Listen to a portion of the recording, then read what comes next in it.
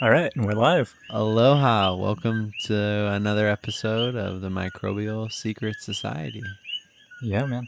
So, what, so I guess I'll start off going into a little bit of microbes and what's been fresh. What's been fresh and going on in the realm of the microbes?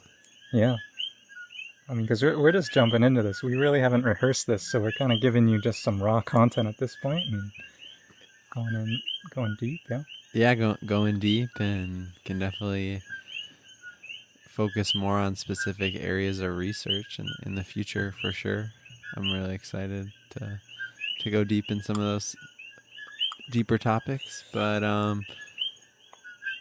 is there anything that specifically you want to talk about? What's going on in the microbes in your realm and your life this week, or?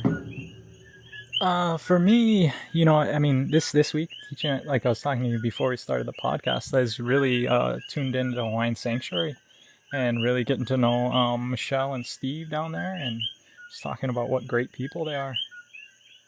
Yeah, Steve and Michelle at the Hawaiian Sanctuary. I mean, 52 weeks a year, they offer a free permaculture or regenerative agricultural class of some extent. And you're teaching a 6 week series there now. And I've had the opportunity and blessing to teach there too this past year.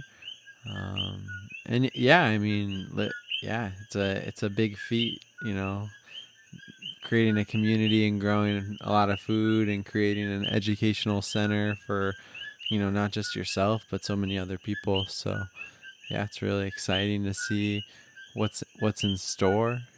Yeah, and this year I got about the first class had about 80 people, and this one today had about 60. But so not like less people. I don't think it's like an indication that anything went bad or anything. I think people have other things going in their lives, but everyone that's there, I think, is really enthralled. Everyone that's there is really enthralled. So I was, you know, I was thinking about it, and I was thinking about what I do because people ask me like, what do you do?" And I was thinking, man, I'm like an edutainer. An edutainer, like a educational entertainer. Yeah, and that's kind of what I was realizing through this process of teaching down there. Is that not only is it about getting the microbes and getting the knowledge, but it's about bringing it alive and presenting it in a way that's just like gripping. In a way that's presentable and like makes people want to learn more, and they want to, Peaks the enthusiasm. yeah, proper enthusiasm opens every door. Yeah. But yeah, I mean, Mandy's been taking your class and she's been super stoked, and she was really excited about the homework from the last time of making fermented plant juice. And I think we did it a little bit later, but they'll probably be ready like tomorrow or the next day to ferment for enough time. But we fermented guava fruit that was just like growing right on the road as like an example of something that you can grow from the bushes. And then did a new one which was the ahupui ginger flower. Yeah. So that one I'm excited to taste that one. And then I think the other one was the rind of the pineapple fruit. So Oh, instead of yeah. throwing that away, Yeah. um, Yeah. fermenting it, and it was just a small batch, but yeah, it's really exciting, and it's like you could potentially be fermenting something every day if you compost enough stuff. If you, I mean, you got to balance like it takes the same amount of time and energy to maybe prepare for. I would say making 5 gallons is almost as much as it does to make a half gallon or a gallon batch. It just depends on like what type of plant material you're working with, but I think it's just the idea that you could ferment anything every day if you really wanted to, and it makes me envision like a huge medicine cabinet with like fermented foods and pickles and kimchi and krauts and canned, beets and I mean everything really. Like I think the fermented foods are really crucial, and to be able to have that like preservation of it for the futures. Yeah, yeah, yeah. And no, when you're talking about the homework, so this was actually one of the first classes where I actually like assigned people homework, and Uh, because it's a 6 week series, and I'm gonna see these people time after time for these 6 weeks, it's like they may as well take advantage of my opportunity to kind of correct the things they do, and have an opportunity to do it at home without me, mm-hmm. because then that's like a confidence building activity, and then they get to come in and check it. So this morning, I was, I started with Ehomai, and then I was like, all right, time to turn in your homework. And about 20 people or so made a fermented plant juice, Wow, 20 people. made a can of food. And then we spent about the first 45 minutes of class going through the different ferments. And so for me, it was a really great opportunity to teach, because all of a sudden I had all these jars with all these different things happening. Everyone made their concoction, and they all did it. Everyone's trying to follow the program, but it's hard to know. Did I add enough sugar? Did I not? And some you could tell they were bubbling a lot. Like some of these pineapple, this one out of pineapple, just bubbling, bubbling, bubbling. And so in that case, that one you should have added a little more sugar. More sugar. Yeah, it would have retarded the fermentation a bit. And then there was one where someone made one out of albizia leaves, and they put just the same amount of sugar, kind of the standard, what I was saying, about half, and it was too much sugar for that one, where it just turned into like this syrupy thing that didn't actually pull any juice out. It was just like a sugar clod. And I've done that before with a few other materials, and you don't get much juice, because it's like a swamp. It's not like a river. It's like a muddy swamp. And so too much sugar actually like was the thing. And so that was the lesson today, was able to see the diversity in the materials, which is something that's somewhat hard to teach, because I don't want to show up with like bananas and all these plant materials to teach, and then to have enough time for it all to ferment and go through its process. It's very challenging to do all in one day. So this Yeah, you whole gotta plan ahead for it. yeah, so this homework activity, people had a few days over the weekend to do it, and they came back, and just the diversity is phenomenal. What other ones did you see? Like plant materials that were pretty interesting. Well, one of the most tastiest ones today was from the strawberry guava, Mm-hmm. and they used the strawberry guava fruits, and that was unreal good. It was like, oh, I could just dilute that in water all day and just drink it, and just, yeah. Some people did mango. Uh huh. And then a lot of people did the papaya skins, because that was one of the things I suggested during class. I was like, instead of taking when you're cutting the papaya, instead of throwing that stuff away, why not ferment it and get all that nutrition out? And it's papaya, or it's pineapple season, so everyone has pineapples. So I think that was why a lot of people chose to do that. Yeah, yeah. Turning a perceived waste product into a resource that you can then keep adding value to. It's just that's like what natural farming to me is that you just there's so many value added things you can just like keep going and going and going. And this is something new, see, that I didn't even think of it. So I made a fermented mango fruit juice with my friend.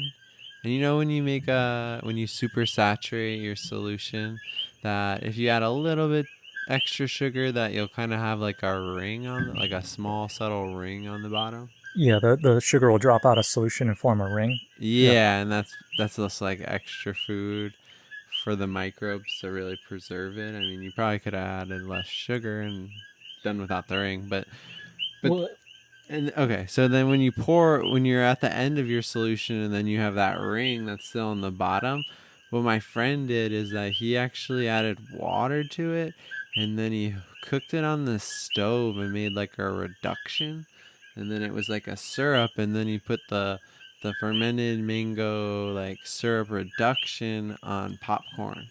Oh, that sounds good. And that was really tasty. So, Yeah. and it's just like that's a value added product. That's like some like, and it's unique and diverse. Like someone could easily go to the market and grow like local or source local corn or organic corn and make popcorn, and then put local fermentations on it to like sweet and sour and add a little bit of salt, and that's something that is like a tasty snack that's sweet, that is maybe more nutritious than a lot of other sweet options.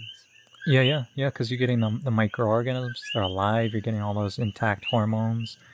And then, yeah, it's almost like indigenous kettle corn. Yeah, Yeah, and indigenous kettle corn. yeah.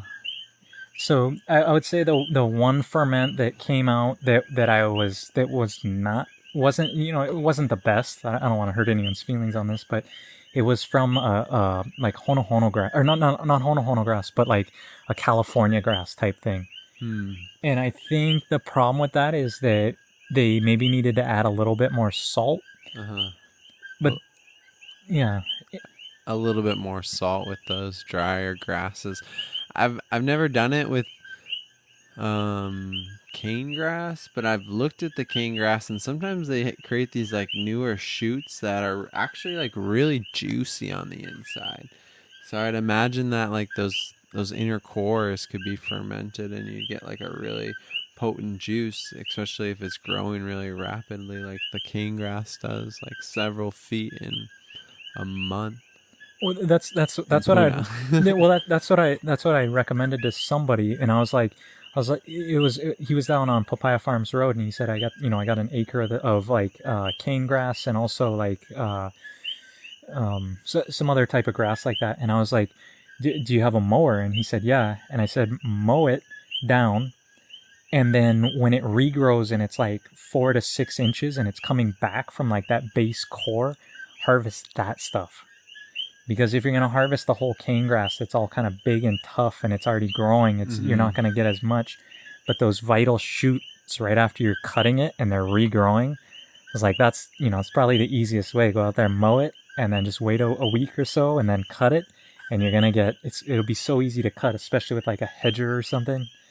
Just go right through there and just cut it all, or a little sickle, and just Have you ever made a fermented plant juice that was, that was done properly but didn't really taste sweet, or tasted sweet but maybe there was like a bitterness to it, or like a really potent taste from whatever plant material you were utilizing?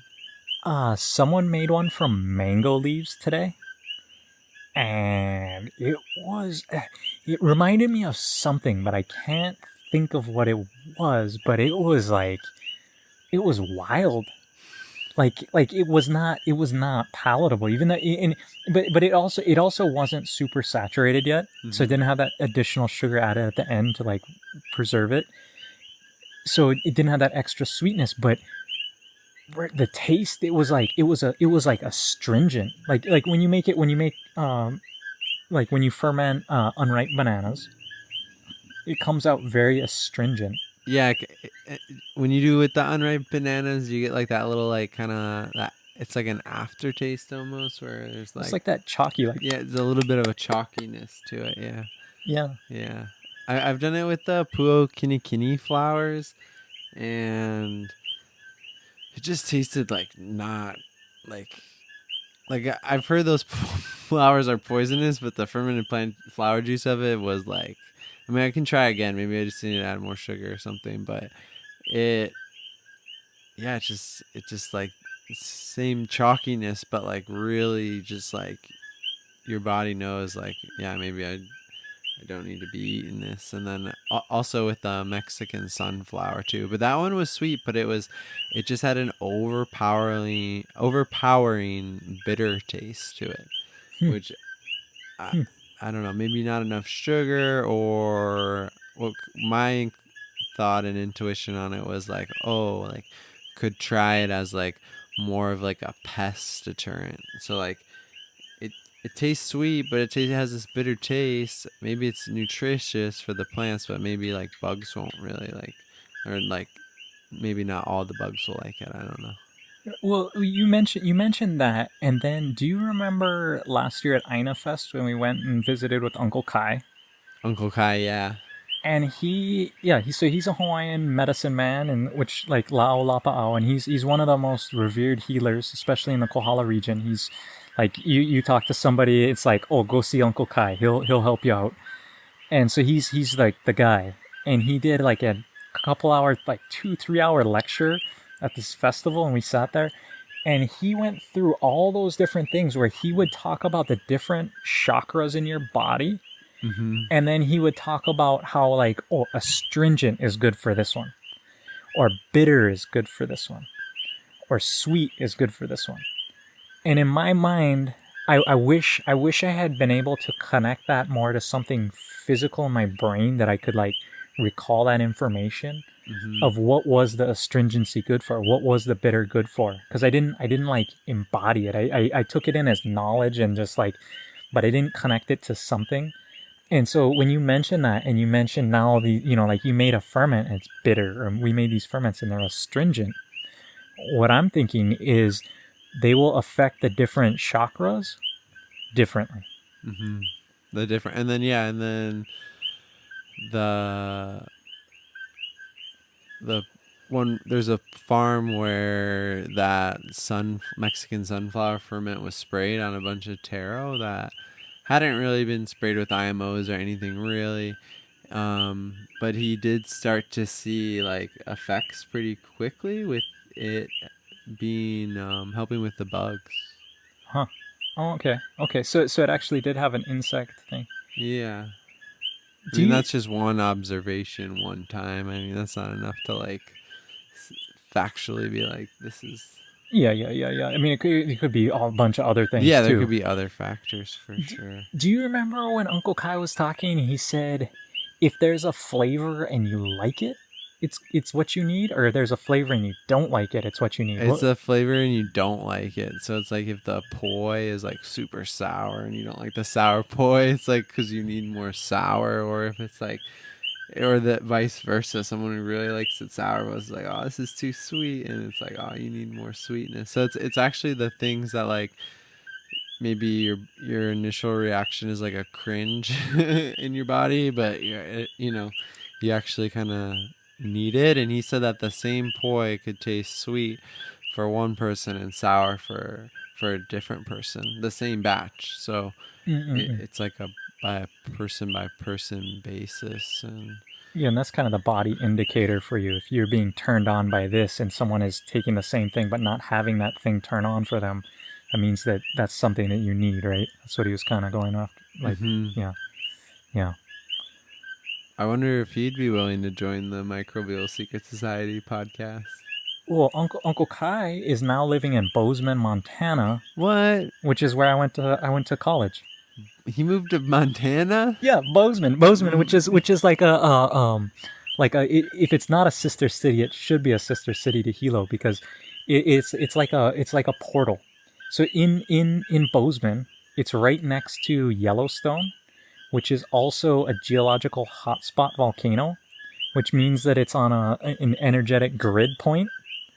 And so also here in Hilo, Hawaii, we're about the same distance away from Kilauea volcano, and so we're just a little ways away from this other geological thing. So I find that there's like a like energetic mirror between Bozeman and Hawaii. So I think that's why Uncle Kai is there. Like he probably has other reasons, but ultimately in my heart of hearts, I think that there's like this connection, and then like There's a connection between Bozeman, Montana, and Hilo, Hawaii. just energetically. Yeah, and just to follow this tangent just a small bit further, also just across the border in Idaho, there's a county called Owyhee County. And Owyhee is the original sounded out way that people used to call Hawaii. So today we say Hawaii, Hawaii, Hawaii, all these other ways. Initially, when the first people came here, it was Owyhee. Owyhee? Owyhee. Owyhee. And there's Owyhee County, and it's a big area, and it's right in Idaho. And in that area, when you go there, there's Paniolo, like Hawaiian cowboys there, Paniolos, and there's also Pahoehoe lava that has spread over this area. And so that area, so just to follow this rabbit hole and wormhole, a little bit of this like synchronicity between that region and Hawaii, these energetic portals. I don't know. I think it's a, you know. Can we go a little deeper into the rocks and the microbes? So in Hawaii, there's a few different types of lava. Is it, you mentioned Pahoehoe, which is that like the harder one, or is that the softer, like more lumpy of rocks? Well, I don't know about the hardness, but it's more the texture. The texture. Pahoehoe is smooth and shiny like glass. And then the other major one would be the other type, and that one's more like boulders, like sharp rocks and boulders.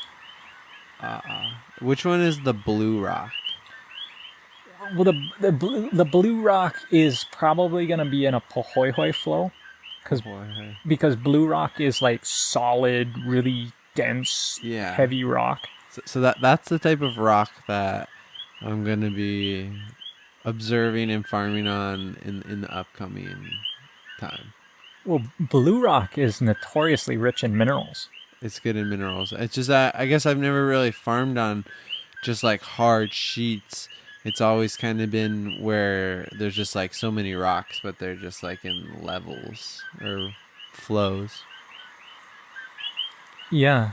Well, I know people, they always talk about ripping your land and doing these things, but in my mind, the more, because I grew up on those rocks. I grew up in Hawaiian Acres on those rocks where you're talking about. Yeah. Where you'll be. Yeah. So looking at it now with understanding the microorganisms and thinking about that, I wouldn't rip my lot. So a lot of people think they got to rip it to get the drainage and all these things, and I saw a thing on the internet. Should I rip my lot? And someone's like, yeah, well, where else are your tree roots gonna go? Like they think roots can't go through rocks, right? They go right through the rocks. They go right through the rocks. And go into any cave and look up. And what can happen to, like, if you don't rip your lot, you just have this flat surface, like a kind of uneven but somewhat flat surface. If you do rip it, now you got this top layer where water's gonna go in, but then where's the water gonna go? It's just gonna like go. You think, oh, there's drainage because you can't see it on the surface anymore. It doesn't mean that it drained out from below that. So if you can rip down 2-3 feet, you rip this, now the water is going down 2-3 feet, puddling. Your tree roots are down there. Now they're sitting in puddles of water at that level, and now they're rotting down there. Versus if you didn't rip it and the plant roots figure out the way, like you just pile up mulch on the top, and then the plant roots figure out how to get into there, and then they penetrate down, they're not going to create this same like pooling, rotting type situation. So we're getting some good rain here. I don't know how this is going to affect the audio, but yeah, some heavy rain. We'll make it work. So you actually wouldn't rip it, doze the forest. Would you just like go in by hand and remove? I don't think you got to talk that loud. I think it's gonna work out. Okay. And because we're close to the mics. I think it's gonna work. Okay. So would you remove like the invasive species and then slowly interplant within the forest, or how would you go about that process? Well, yeah. So what I mean, if you were to start with a raw piece of land in like Hawaiian Acres type thing, you'd probably bulldoze a driveway, bulldoze a house pad, but beyond that, in terms of your cultivation, you're one of the machines to bring in, as opposed to a bulldozer, is actually like it's a tree grinder, where basically just a spinning wheel just grinds it. It's like a chipper on the front of a bulldozer, and they just drive it through the forest, and it just chips everything. So as opposed to trying to like push things around or like disturb the soil, you just grind it, all the organic matter up in an area, and then immediately start sowing a cover crop. Some pigeon peas, some sort of thing that's going to get in there and grow. And then from there, you're now got all that organic matter on the rock, and it'll start to build soil. So you would say for any like new planting that's not in an area that's been cleared, you would like grind it into the forest, and then probably like soak that area and add more biomass and mulch, and then sow a cover crop, and then the following cycle plant something into there once there's like an established network growing and there's wind protection and companion crops and stuff. Yeah, and running the machine to chip your whole area and stuff, that's going to be super expensive. Most people, you may not be able to afford that. So just kind of hand clearing, like, the chainsaw clearing out a few areas. My sickle bar hedger goes through the jungle like nothing. Like get a weed whacker, but instead of a weed whacker tip where you have the string on it, a string trimmer, change it to be a hedger attachment, and you can just chop and drop the forest and go through it. And what I would say is look for areas where there's already soil accumulating, and that's where to plant your trees. Where there's soil already accumulating, that's where you'd plant your trees. Yeah. And there's a plant called I'm not even gonna butcher the name right now, but there's certain plants that build a lot of soil. So you look for those already growing, go cut them down and plant a plant right where they were growing. So yeah, look for the plants that are growing a lot of soil, and then so then it makes me think. So if there was an area that was dosed, that means that like that's happening, right? Where the area was dosed, and then this water is kind of accumulating on the surface, and it's not really draining, and then the trees are growing those roots are into those puddles, and then they're susceptible to kind of like rot and stuff. So is there a way?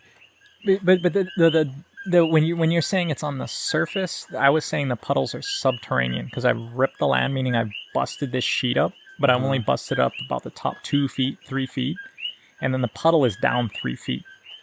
If the puddle was on the surface, it wouldn't be a problem, because it would kind of be in contact with air and evaporate. But because it's down below, then that's okay. So yeah, I'm just going to be like experiencing and observing nature in a situation that's really similar to this, where like 1 acre has basically been cleared for driveways and spaces and areas, and then there's an existing orchard that's planted in a cleared area that it was kind of like probably leveled, and then there's soil and rocks and stuff added to it.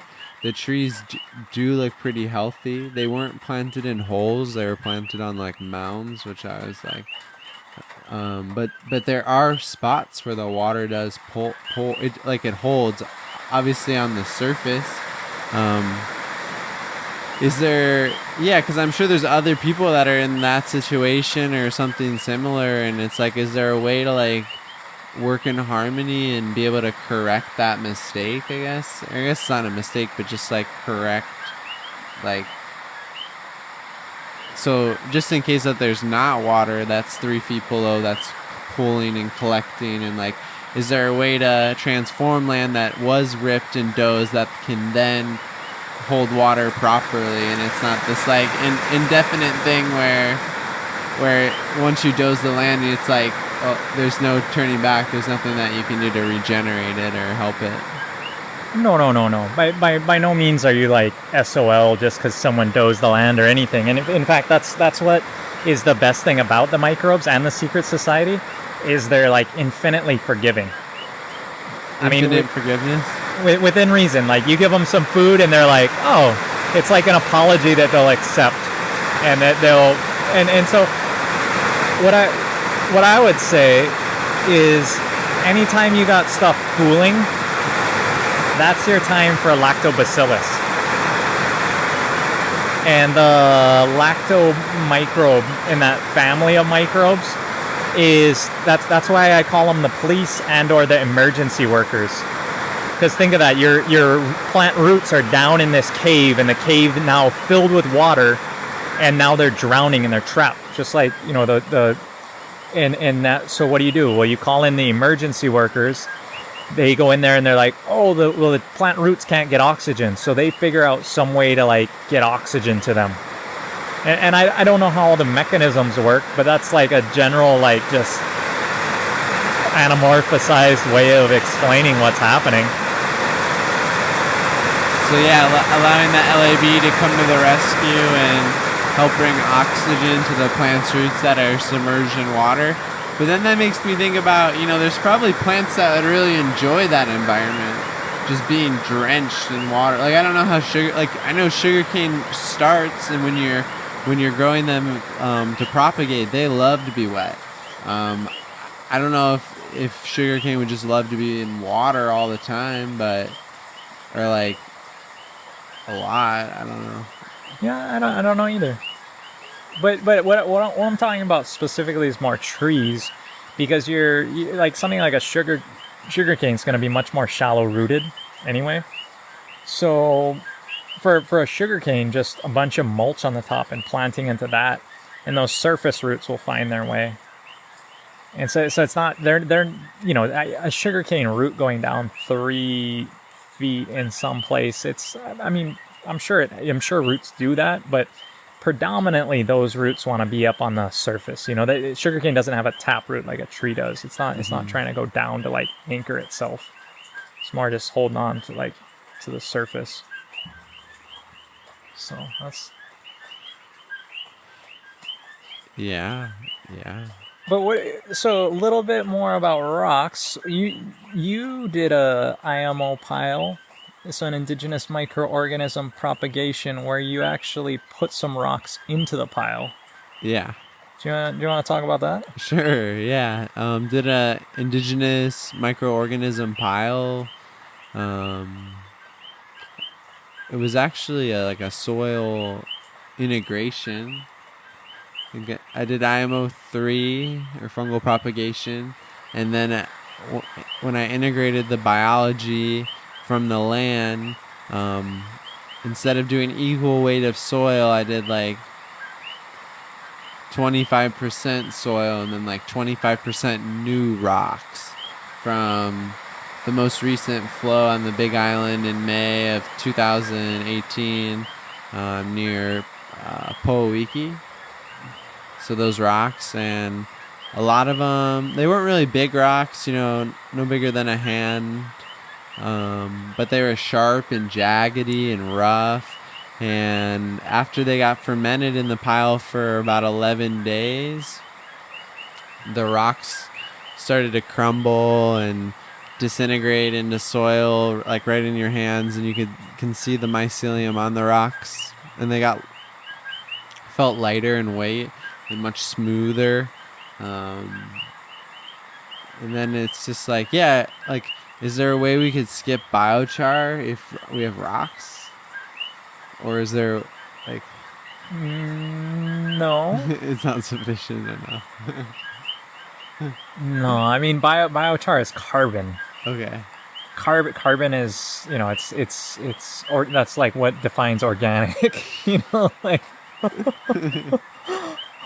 So no, you can't. But the rocks have minerals. And I mean, I think, does biochar have minerals? I don't know. I mean, I think most of that's pyrolyzed out. I think you're pretty much, with the idea with biochar is you're leaving the carbon structure behind. and you're kind of pyrolyzing, which means kind of like burning, but it sublimates, which means it like goes from a gas through combustion, like in all these volatile things that are in there come out, like they sublimate and they pyrolyze, and then you're left with just the crystalline matrix left. And then that is what then you like reload, like when you activate or functionalize your biochar, meaning that you take those microbes and get them to grow in there, and then they go in there. But it's different. Like the biochar is a carbon structure that get like, and it also helps as a water reservoir, and it has some also unique electrical properties. And I don't think the rocks have those. Like, Okay, yeah. So there's other properties of biochar that maybe the rocks don't have, yeah. such as like water retention and carbon and some other things that you mentioned. Yeah. Yeah. One of the things the rock has, and that I believe that when you're like this is my understanding of the rocks and all this, is like our lava rock comes out, and majority of what's binding it together is the element of silica, which is like essentially what we eat with glass. And I know what happens to rock when it rains is the rain comes down with oxygen in it, and when it hits the ground with that impact, the oxygen pulls the silica out, and it creates silica oxide. It loves doing, like, that's a really stable compound, so it loves doing that. So it takes the silica out of the rock, and so then you're left, then the silica is what's holding the nutrients in. So if you can pull the silica out, now your nutrients are free. And I know the rain does that. But what I'm thinking is the microbes also have some way where they start to break this silica down. And I think Oh, that's. yeah. I mean, what comes to mind for me, sorry to interrupt, Oh, yeah, yeah. is like water dripping from a cave. Like stalactite kind of stuff? Stalagmites? Stalactites? Just if you go into a cave and it's really moist and there's water dripping above, and even if it's not raining, I feel like that water is going through the rocks and it's transforming, and then it's like dripping and dripping and dripping, and that would be the same, in my mind, the same as water hitting the rocks. It's just water dripping and going through the rocks, and it's this continual process. So I feel like there's, I don't know if there, it's like a whole fermentation process, like within the microbial realm of the water, as how long it takes for it to go through the rock.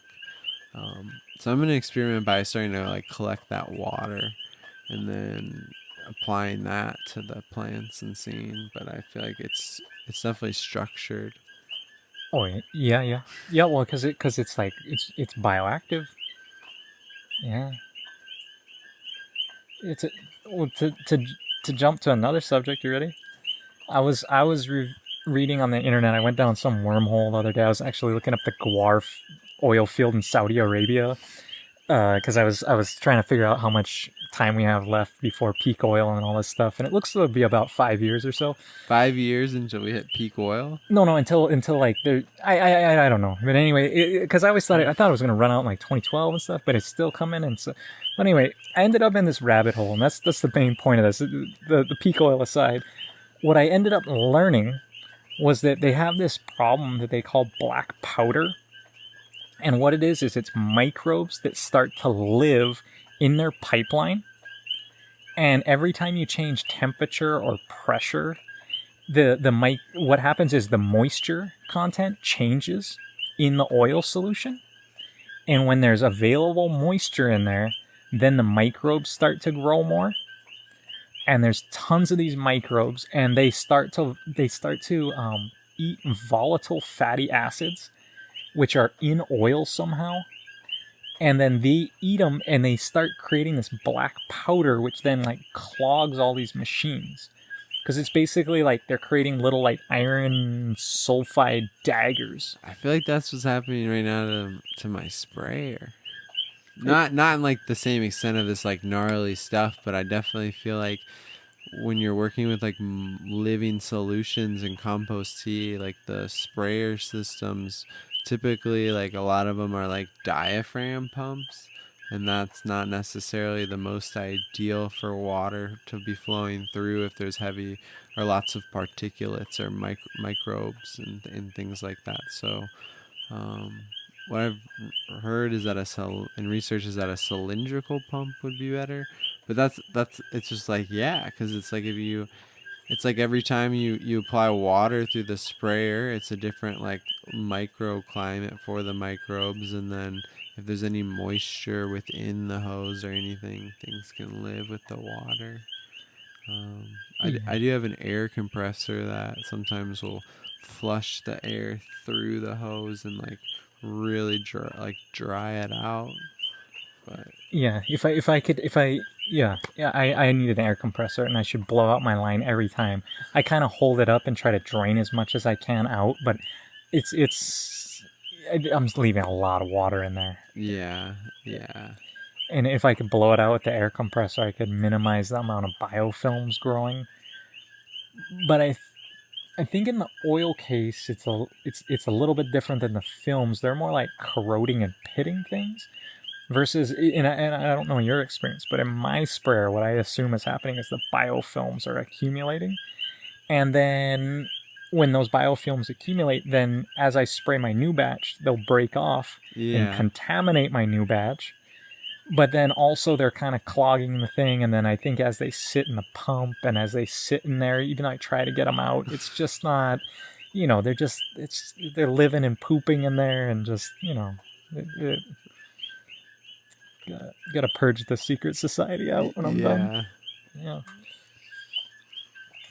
So, but so where was I gonna go with the corrosion and the Saudi Arabia stuff? But I I I think again it was further confirmation for me that the microbes are like all up in the oil. And I started to go down the Wikipedia thread, kind of start at the Guar oil field and just kind of traveled around there, clicked on a few links and stuff. But I got into like where they're doing water injection. They'll take, they call it produced water, which means it's just contaminated as fuck water, and then they pump it back down into the ground, but they have to put biocides into it. And if they inject microbes too deep, it can actually clog their the pores of the source rock that they're trying to get the oil out of, and it can create biofilms down there, and it contaminates their oil. And so the biotic part of this life, I just I feel like it's just so there. And now I look and it's everywhere. It's like, oh, there's microbes here. But I feel like before, in my previous, like, earlier part of my life and or other people around, I think they don't think of the planet as living, as like there's living microbes in your oil. There's living microbes down 20,000 feet in the earth in these oil fields. And and if we contaminate it by injecting these the wrong microbes down, we can actually like severely mess up the earth and severely mess up these like cycling things. And to know whether what the real function of oil is for our planet. Yeah, the function of oil for our planet. I mean, when you say oil, it makes me think of Paul Stamets' work with the oyster mushrooms and how they did an experiment where we're able to grow oyster mushrooms on like waste and spillage, and then it actually like remediated the soil, and they tested it, and the soil didn't have any trace of any chemicals or oil, and then when they tested the mushrooms themselves, they didn't either. Yeah, yeah. So it's like, what if like it's like there's these fungus and these microbes that are wanting to like clean, and they need just as much like, I don't know. It's like the microbes have the answer and the solution to all these like perceived toxic or gnarly things. It's like maybe that's definitely not the way to go about it, but it's like the microbe there's lots of microbes or mushrooms in particular that like oil. Like that's they like to grow in it and like feed off of it. What's like? I mean, it's hydrocarbons, so it's just a longer sugar.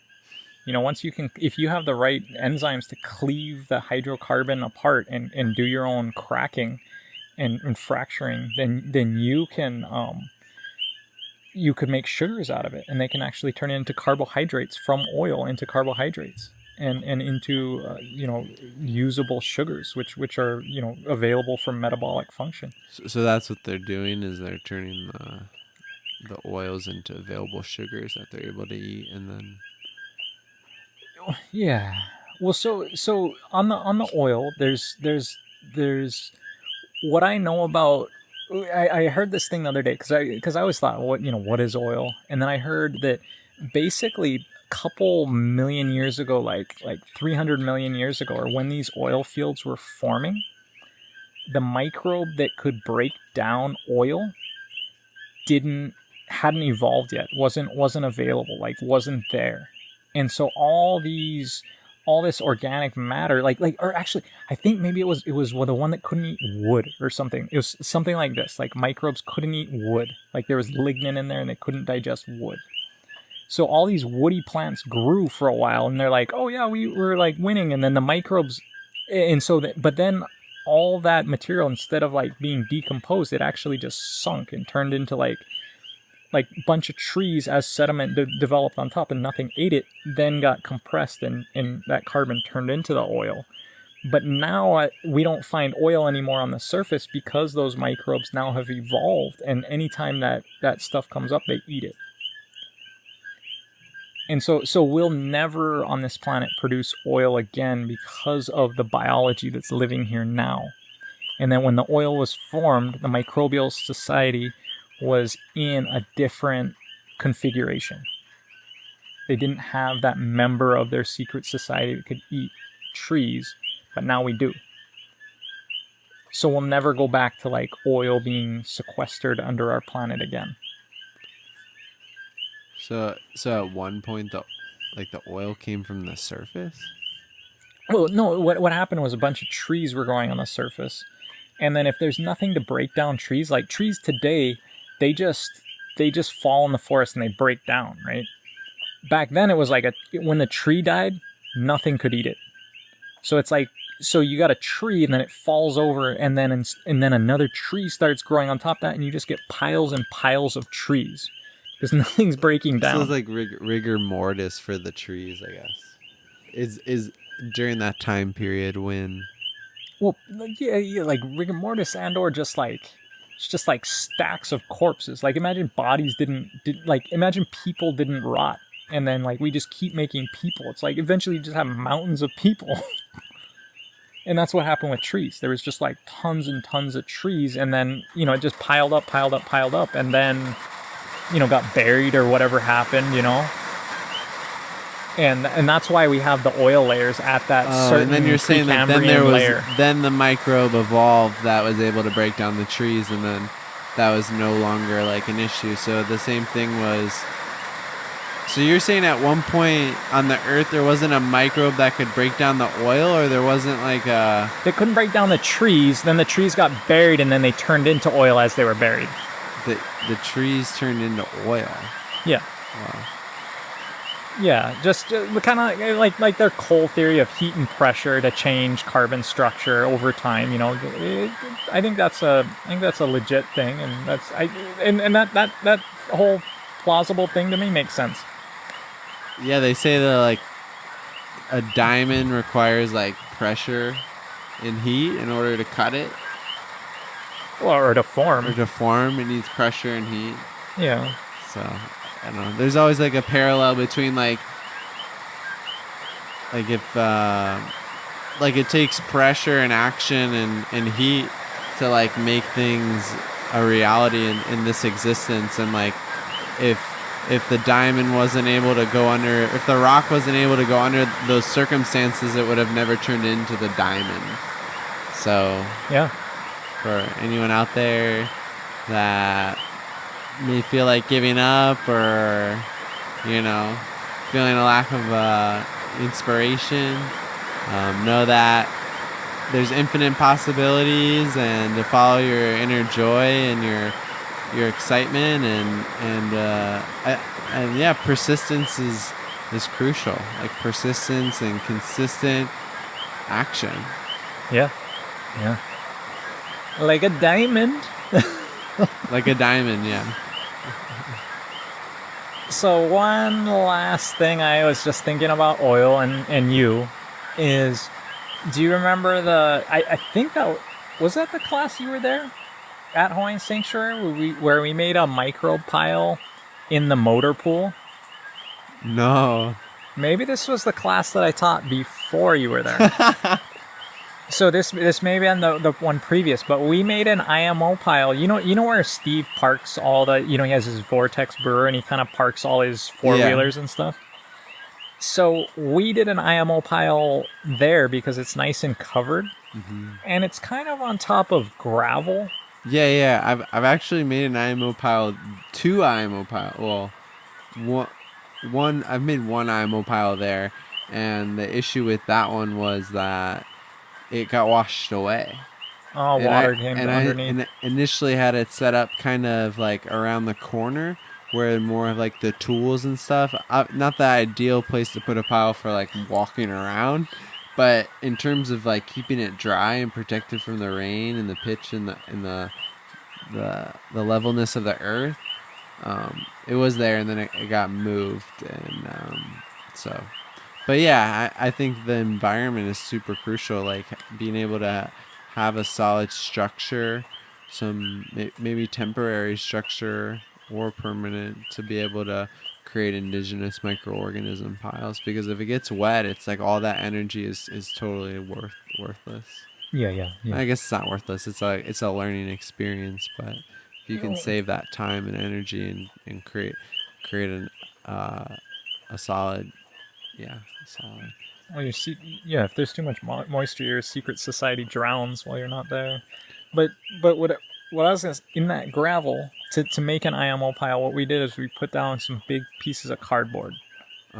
Because we didn't want to stir it in with the gravel, and we just wanted it to be up, and then we wanted to be in contact with something somewhat natural. So and by no means is this best practice, but it was just like what we made the best with what we had. So we did the IMO pile. It was great. It took about a week. My friend Dana came by, stirred it, and it was awesome. Then when we were done with it, we didn't want to go to activated IMO. We didn't want to add the soil in to activate it for that region. We just wanted the propagated IMO, the IMO 3. So we transferred it into boxes, like just cardboard boxes, about a foot by a foot. And put it in a bunch of those boxes, maybe like, 10 boxes or something. We came back the next week for class, and I look at it, and some of the boxes, there's just oil on them. Like black oil. Like when you change your motor oil and it's all black and gross. There's just oil on the outside of these boxes. I'm like, what the hell, Steve? Like, why'd you spill all this oil on our boxes? Because he has all kinds of wild stuff going on there, and it's a cowboy wild show there. And I was like, what the hell, Steve? And he's like, no, we didn't touch this. We kept it here, and he was genuinely true. So we open the box, and I find a ton of mushrooms in there. And the mushrooms, where the mushroom had sprouted out of the top of the IMO, and the mushroom had contacted the side of the box. All the oil had somehow accumulated into this mushroom, and where it touched, it wicked from the mushroom into the box. And it transferred it, like as if you took the mushroom and you squeezed it out, like wring it out, and a bunch of oil would come out of it. But I don't think it was like that. I don't think you could have squeezed the oil out. But the oil had definitely somehow, by putting this microbe pile on the gravel, on cardboard, pile cardboard gravel, it had somehow soaked up oil, which wasn't even visible. You just looked at it and it looked like just, regular dirt or regular gravel. and I'm sure stuff had spilled there, and it soaked it Oh, up so through there's into the pile. The pile did its thing, cooled off after 1 week, and then we put it in boxes. Once it was in the darkness, then the mushrooms sprouted. So mushrooms actually sprouted. Like imagine you had in the cardboard. an IMO3 pile, and all of a sudden mushrooms just start popping out of it like crazy. I could just put some IMO3 in a cardboard box and put it under the bed and see if anything happens. Yeah.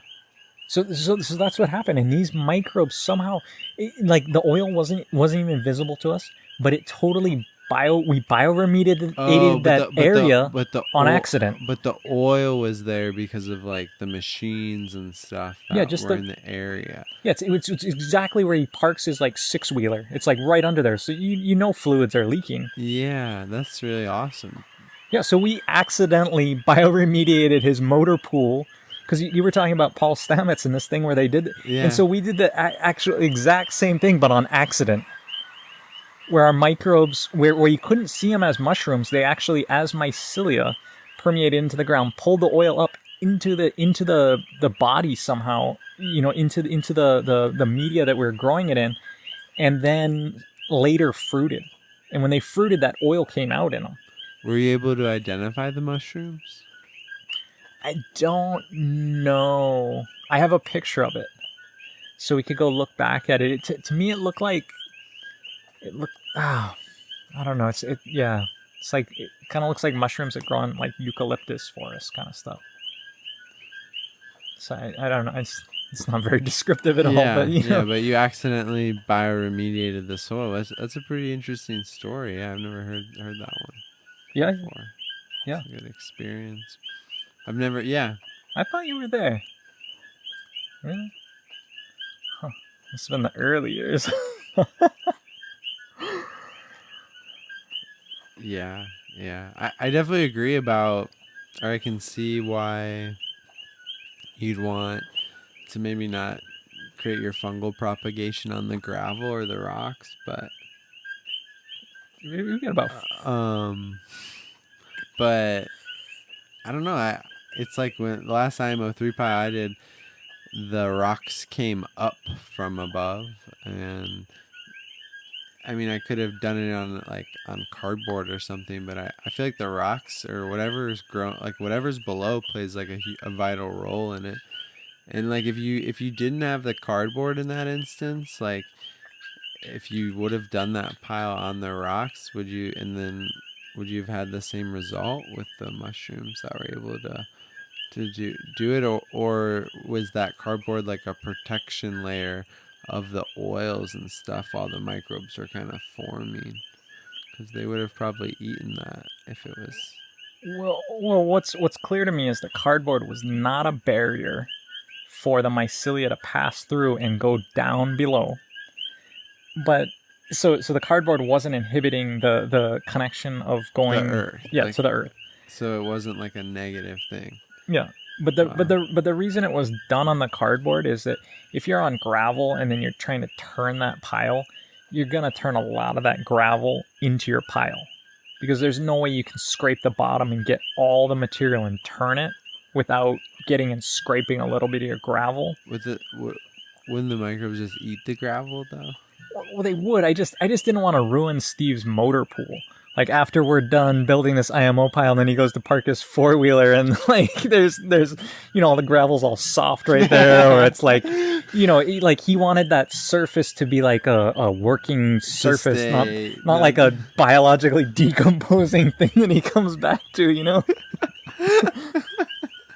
Goes to park his 4-wheeler and it like sinks into the ground because it's like it would probably be really soft. I mean, yeah. Yeah, so that was more of the concern. It was like I didn't want to ruin his area, It's like, so yeah. Yeah, so it just goes back to intentional spaces to create indigenous microorganism piles. Yeah, and so why don't we go a little bit into that of creating intentional space to make indigenous microbes, as we're about to get into our second hour here. And so this is some good stuff. We're getting a little bit to the origins of KNF here. The Where did it come from? Where does it go? How did we get into the secret society? And so let's talk a little bit about these intentional spaces. And what I'd like to talk about is my good friend Ginger John. So the guy that got me into natural farming.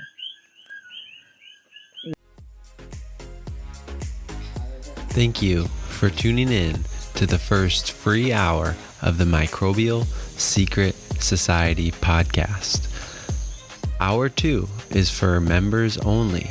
You can become a member at www.microbialsecret.org. Thank you, and may all the beneficial microbes be with you.